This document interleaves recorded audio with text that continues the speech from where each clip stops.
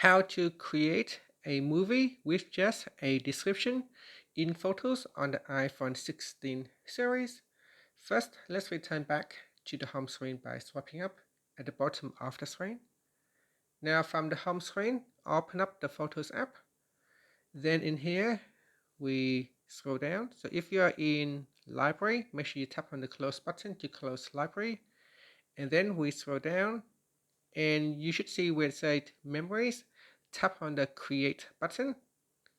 In here, put in your description of a memory that you want to create. So for example, if I put in outdoor and garden, and then tap on the Done button. And here we will wait for the phone to automatically generate a memory movie. And there it is, so it's finished. And you can also add in music. So tap on the music button here and you can choose a music that you want to add in.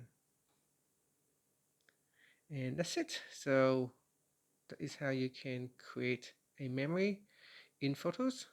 So tap on Done at the top here.